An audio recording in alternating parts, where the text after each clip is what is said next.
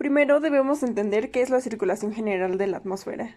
La circulación general de la atmósfera, CGA por sus siglas, se encarga de transportar el exceso de calor de los trópicos hacia los polos y de transportar el vapor de agua. Algunos factores de los que depende esta circulación.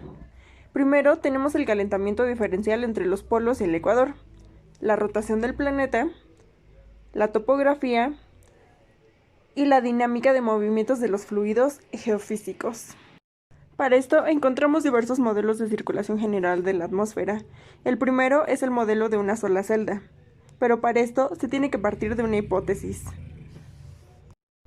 1.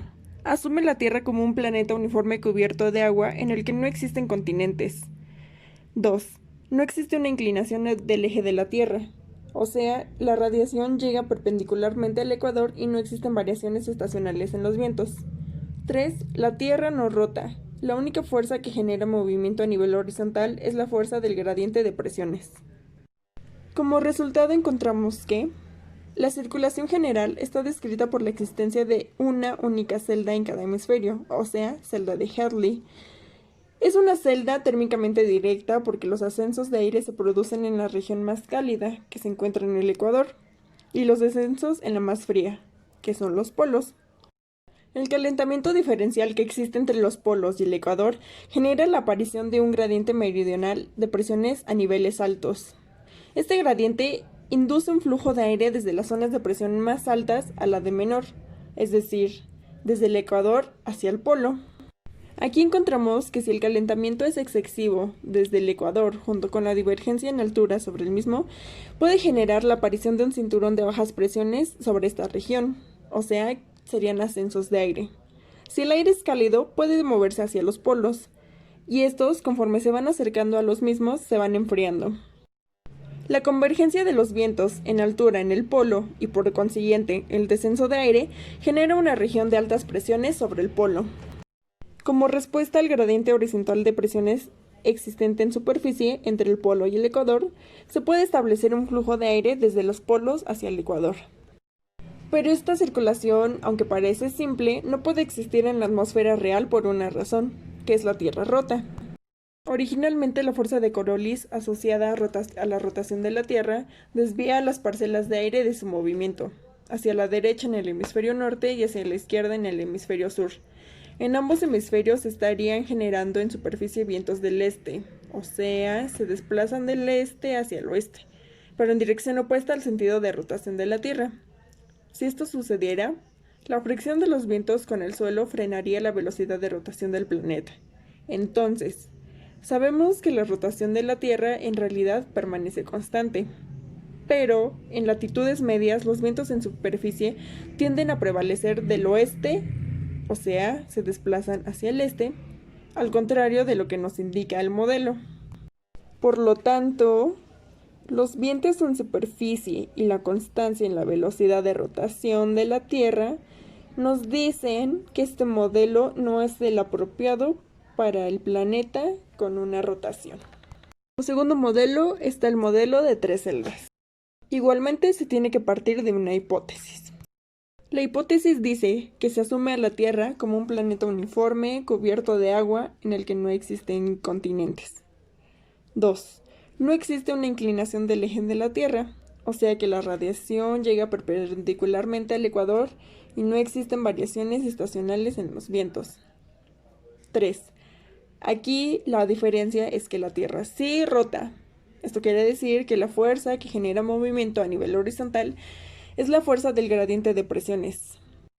Conforme empiezan a desplazarse las parcelas de aire, la fuerza de Coriolis va a desviar las parcelas de aire hacia la derecha en el hemisferio norte y hacia la izquierda en el hemisferio sur. Como resultado obtenemos, en consecuencia de la rotación del planeta, la celda de Hadley obtenida en el modelo de una celda ahora se va a dividir en tres. La celda de Hadley sobre el trópico, la celda de Ferrer en latitudes medias y la celda polar sobre los polos. También encontramos algunas similitudes con el modelo anterior. En primer lugar, el ecuador seguirá apareciendo con una banda de bajas presiones. En los polos seguirán apareciendo altas presiones. Entonces, desde el ecuador hasta los 30 grados se va a desarrollar la celda de Hadley, una en cada hemisferio. En esta zona el aire es caliente y el gradiente de presiones es pequeño. El aire caliente asciende y el vapor de agua que lleva consigo se condensa, liberando así grandes cantidades de calor latente. Ese flujo de calor se absorbe por el entorno, calentándolo y caracterizándolo de una mayor flotabilidad. De esta manera se le proporciona energía a la celda de Hadley. Este aire asciende hasta la tropopausa, la cual actúa como barrera y le obliga a moverse meridionalmente hacia los polos. Una parte se irá hacia el polo norte y la otra se desplazará hacia el sur. En la franja ecuatorial se formará un cinturón de bajas presiones. Después, la fuerza de Coriolis desviará el flujo que se mueve hacia el polo hacia la derecha en el hemisferio norte y hacia la izquierda en el hemisferio sur, proporcionando vientos del oeste en ambos hemisferios en altura. Conforme el aire se mueve hacia los polos, se enfría por pérdida de radiación infrarroja y aproximadamente a los 30 grados de latitud encontraremos una zona de convergencia. Esta convergencia de aire en altura puede generar subsidencia. Quiere decir que el aire asciende por calentamiento superficial o por empuje de aire frío.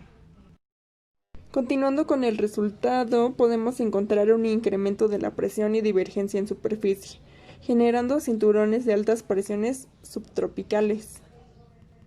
Mientras ese aire seco converge en los 30 grados de latitud y luego desciende, se va calentando por compresión adiabática.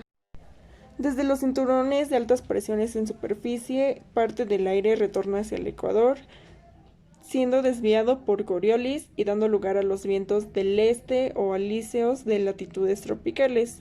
Otra parte se puede desplazar hacia los polos, siendo también desviado por Coriolis y dando lugar a la aparición de vientos del oeste en latitudes medias. La convergencia de los vientos alisios en el ecuador genera la zona de convergencia intertropical ITCZ por sus siglas. El aire en superficie que se desplaza hacia los polos en la celda de Ferrel llega un momento en el que se encuentra con el aire que proviene de los polos y se desplaza hacia el ecuador, o sea, de la celda polar. Estas dos masas de aire con una gran constante de temperaturas no se pueden llegar a mezclar realmente, pues están separadas por el frente polar. Parte del aire que asciende a niveles altos se desplaza hacia el sur siguiendo la celda de Ferrel, hasta llegar a la zona de los 30 grados de latitud, donde al converger con el aire que procede de la celda de Hadley empieza a descender. En el modelo, la celda de Ferrel es una celda indirecta porque los ascensos se producen en la zona más fría y los descensos en la zona más cálida. El aire que viene en superficie desde los polos a la zona de los 60 grados es desviado por la fuerza de Coriolis, volviendo a generar vientos de este en superficie. Y la parte del aire que se mueve por encima del frente polar también es desviada por Coriolis, generando vientos del oeste en latitudes altas, o sea, en mayores de 60 grados y en altura. Cuando el aire llega al polo, converge, desciende y vuelve hacia el frente polar en superficie, cerrando la celda de Hadley. Este último modelo es más acorde a la distribución de vientos y presiones que encontramos originalmente en la superficie.